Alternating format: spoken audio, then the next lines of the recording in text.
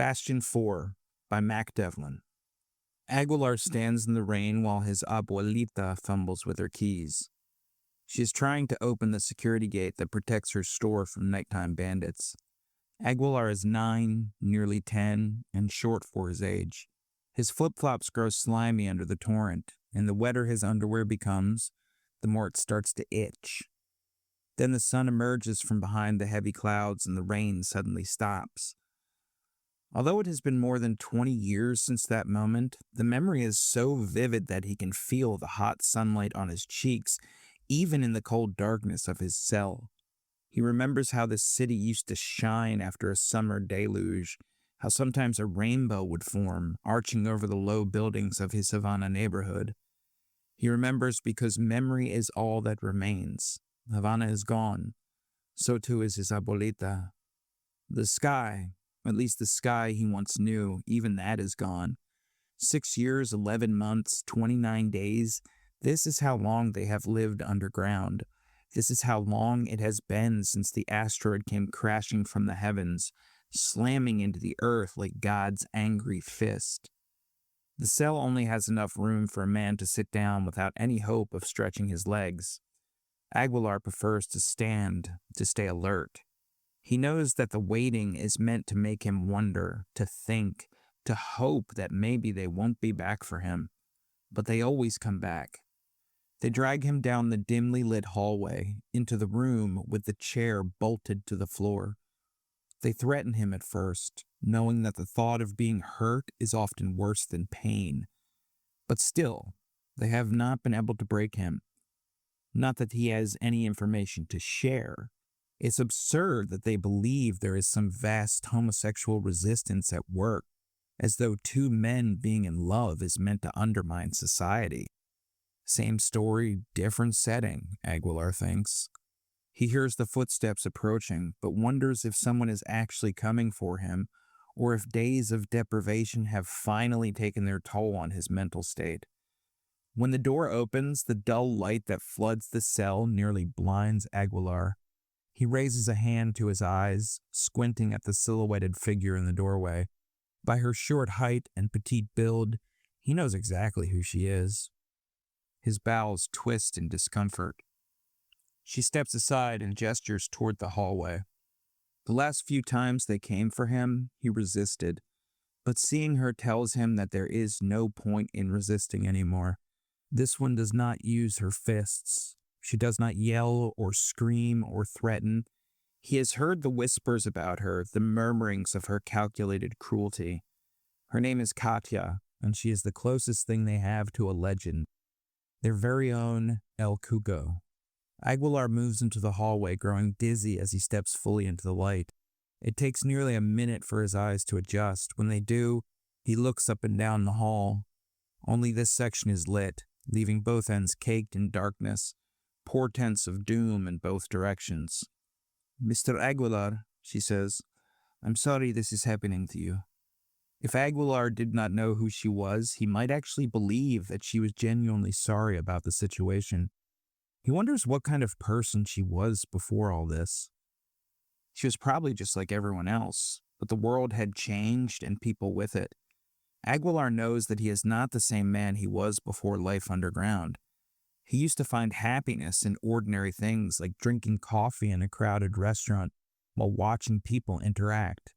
He was not the same underground, even though he was constantly surrounded by people. When he met Raymond 6 months earlier, he started to feel some semblance of happiness again. Katya dangles something in front of his face, as if he is a kitten come to play. It is a blue butterfly locket, dangling from a necklace of turquoise beads. Every muscle in Aguilar's body tenses and he feels his twisted bowels start to rumble. He knew they would have searched his living quarters to find anything they could use against him, but the sight of the necklace, his most personal item, still fills him with despair. "I know you had a daughter," she says.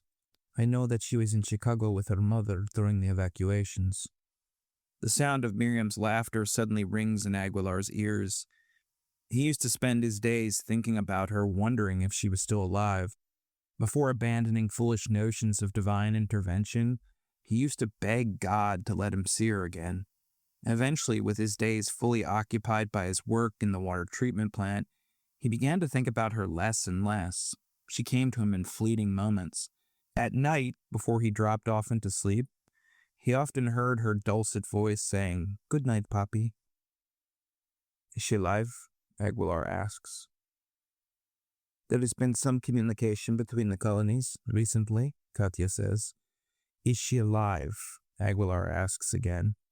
He makes eye contact with her. He can tell that she is not used to her subjects looking at her directly, because he detects a flash of discomfort on her face. "Yes," Katya says. Aguilar can tell she is disappointed. She could have stretched out her response, could have used his longing against him, but she seems to understand that this tactic won't work with him. "She is with her mother," Katya says.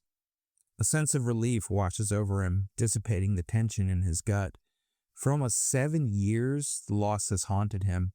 Aguilar knows that this could be a lie, but it is a lie that he is willing to accept. He also suspects that the next words from her mouth will be a threat. "And if I don't tell you what you want to hear?" Aguilar asks. Katya laughs, but there's no real emotion behind it. It is just another auger in her toolbox. Laughter in a moment devoid of humor is unsettling for most people. Aguilar is not most people. He keeps his gaze fixed on her, piercing her cold facade. The laughter immediately drops off. "Children are our most important resource," she says.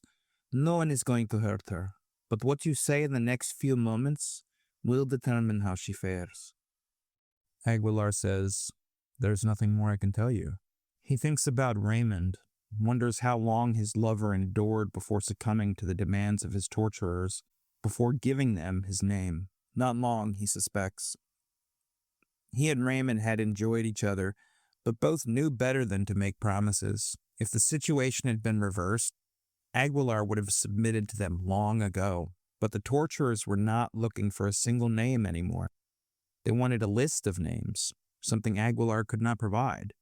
He had always been attracted to men and women, but had never been with a man before the underground, and Raymond had been his only lover since.